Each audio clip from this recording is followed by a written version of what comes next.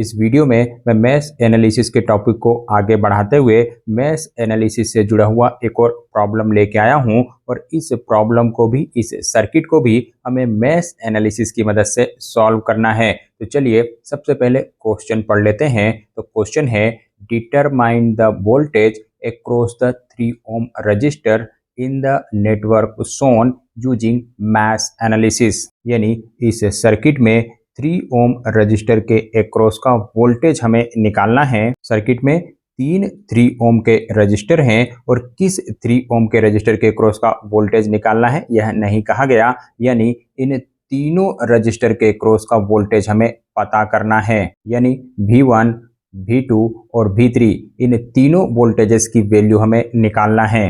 और इन वोल्टेज की वैल्यू को निकालने के लिए आपको मैश एनालिसिस मेथड का यूज करना है। तो चलिए इस प्रॉब्लम को सॉल्व कर लेते हैं। तो जब भी हमें मैश एनालिसिस करनी होती है, किसी सर्किट की मैश एनालिसिस करनी होती है, तो सबसे पहले हम सभी जंक्शंस को नाम दे देते हैं। तो यहाँ पर मैंने सभी जंक्शंस को नाम दे दिया है।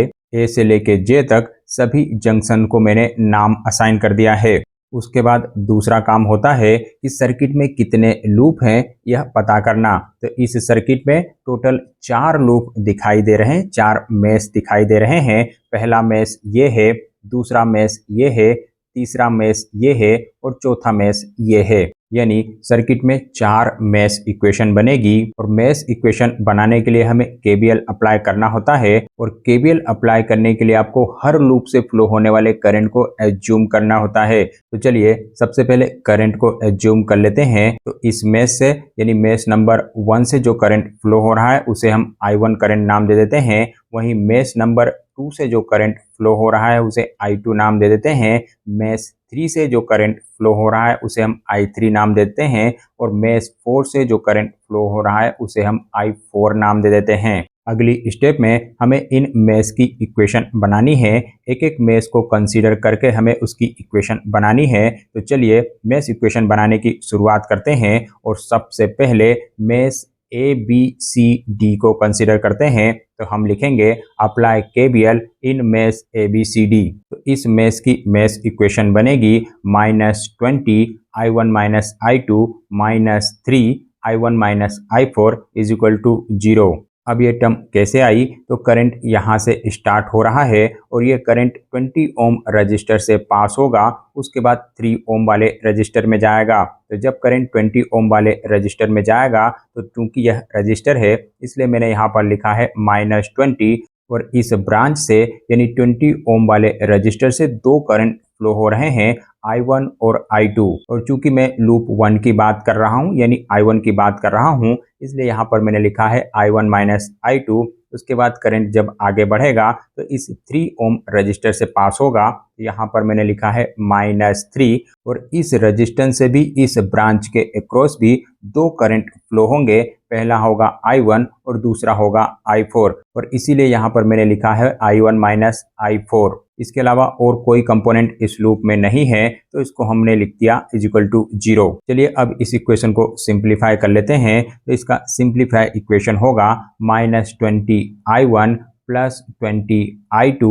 -20 को -I2 से मल्टीप्लाई करेंगे तो +20 I2 हो जाएगा। Similarly -3 I1 +3 I4 is equal to 0। इस इक्वेशन को और सिंप्लीफाई करते हैं, इसे I1 I2 और I4 की टर्म में लिखते हैं। तो इक्वेशन कुछ इस तरह से बनेगी -23 I1 +20 I2 +3 I4 is equal to 0। और ये हमारी इक्वेशन नंबर 1 है। चलिए अब आगे बढ़ते हैं और दूसरे लूप में KVL अप्लाई करते हैं, यानी मैश BEFC में KVL अप्लाई करते हैं। तो इस मैश में 3 कंपोनेंट है।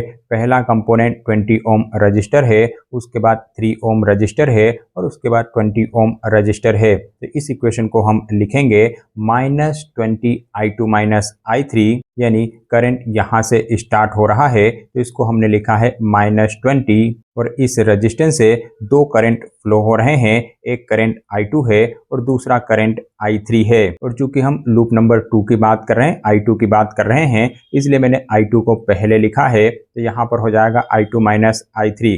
उसके बाद यह करंट इस 3 ohm रजिस्टर से फ्लो होगा तो इसे मैंने लिखा है -3 I2 माइनस I4। उसके बाद यह करंट इस 20 ओम रजिस्टर से होके गुजरेगा, तो यहाँ पर मैंने लिखा है -20 I2 माइनस I1। चलिए अब इस इक्वेशन को सिंप्लीफाई कर लेते हैं। तो इसका सिंप्लीफाई इक्वेशन होगा -20 I2 plus 20 I3 minus 3 I2 plus 3 I4 minus 20 I2 plus 20 I1 is equal to 0। चलिए अब इसे I1, I2, I3 और I4 की टर्म में लिख लेते हैं। तो इक्वेशन कुछ इस तरीके से बनेगी -43 I2 plus 20 I3 plus 3 I4 plus 20 I1 is equal to 0। और ये हमारी इक्वेशन नंबर 2 है। तो हमने दो लूप सॉल्व कर लिए, दो लूप की इक्वेशन बना ली, दो इक्वेशन हमें मिल गई। चलिए अब बचे हुए दो लूप की इक्वेशन भी बना लेते हैं, यानी लूप नंबर 3 की इक्वेशन बना लेते हैं। तो इसके लिए भी हम लिखेंगे अप्लाई KVL इन मेश EGHF, और इस लूप की इक्वेशन हो जाएगी -20 I3 minus 3 I3 minus I4 -20 I3 minus I2। चलिए अब इस इक्वेशन को सिंप्लीफाई कर लेते हैं। तो सिंप्लीफाई इक्वेशन बनेगी -20 I3 minus 3 I3 plus 3 I4 -20 I3 plus 20 I2 is equal to 0। चलिए इसे I1, I2 और I3 की टर्म में लिख लेते हैं। तो इक्वेशन बनेगी 20 I2 minus 43 I3 plus 3 I4 is equal to 0, और यह हमारी इक्वेशन नंबर 3 है। चलिए अब आखिरी लूप यानी लूप नंबर 4 में KVL अप्लाई करते हैं। इस लूप के लिए KVL इक्वेशन बनाते हैं। तो इसके लिए भी हम लिखेंगे अप्लाई KVL इन मेश DCFHIJ, और इसके लिए मेश इक्वेशन बन जाएगी +50, क्योंकि करंट प्लस साइन से बाहर आ रहा है, इस वजह से यहाँ पर मैंने +50 लिखा है। और उसके बाद यह करंट 3 ओम रजिस्टर से फ्लो होगा, तो यहाँ पर मैंने लिखा है -3 I4 माइनस I1, क्योंकि हम I4 की बात कर रहे हैं इसलिए I4 पहले आएगा। तो I4 माइनस I1, उसके बाद यह करंट इस 3 ओम रजिस्टर से फ्लो होगा, तो -3 I4 माइनस I2, उसके बाद इस 3 ओम रजिस्टर से फ्लो होगा, तो -3 I4 minus I3 is equal to 0। चलिए अब इस इक्वेशन को सिंप्लीफाई कर लेते हैं। तो सिंप्लीफाई इक्वेशन बनेगी 50 -3 I4 plus 3 I1 -3 I4 plus 3 I2 -3 I4 plus 3 I3 is equal to 0। चलिए इसे और सिंप्लीफाई कर लेते हैं। तो इक्वेशन कुछ बनेगी 3 I1 plus 3 I2 plus 3 I3 minus 9 I4 is equal to -50, और यह हमारी हो गई इक्वेशन नंबर 4। तो अब हमारे पास 4 लूप के लिए 4 इक्वेशन बन चुकी है, 4 साइमल्टेनियस इक्वेशन हमारे पास बन चुकी है, और इन इक्वेशंस में 4 अननोन फैक्टर हैं I1, I2, I3 और I4। तो चलिए इन साइमल्टेनियस इक्वेशन को सॉल्व कर लेते हैं और I1, I2, I3 और I4 की वैल्यू निकाल लेते हैं। तो जैसा कि मैंने अब तक आपको बताया है कि आपको साइमल्टेनियस इक्वेशन सॉल्व करने के लिए साइंटिफिक कैलकुलेटर का यूज करना चाहिए। तो इन इक्वेशंस को भी हम साइंटिफिक कैलकुलेटर की मदद से ही सॉल्व करेंगे। तो चलिए सॉल्व कर लेते हैं। तो I1, I2, I3 की वैल्यू निकल के आएगी। तो I1 की वैल्यू हो जाएगी 4.67 एम्पियर, I2 की वैल्यू हो जाएगी 4 एम्पियर, I3 की वैल्यू आएगी 2.5 एम्पियर, वहीं I4 की वैल्यू आएगी 9.27 एम्पियर। लेकिन हमें इन करंट्स की वैल्यू नहीं चाहिए, हमें वोल्टेज की वैल्यू चाहिए।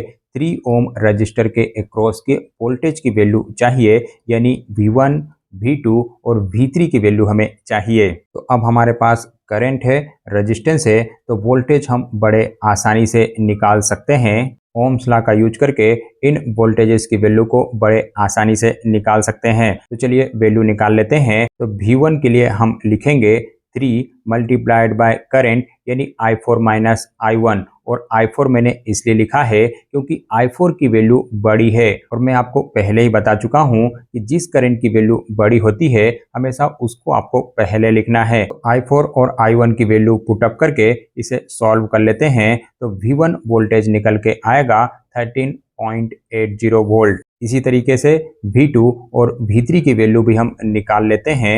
V2 की वैल्यू आई 15.81 वोल्ट, वहीं V3 की वैल्यू आई 3.31 वोल्ट। तो क्वेश्चन में जो पूछा गया था वो हमने सॉल्व कर लिया। क्वेश्चन में 3 ओम रजिस्टर के एक्रॉस का वोल्टेज पता करने के लिए कहा गया था और वो हम निकाल चुके हैं।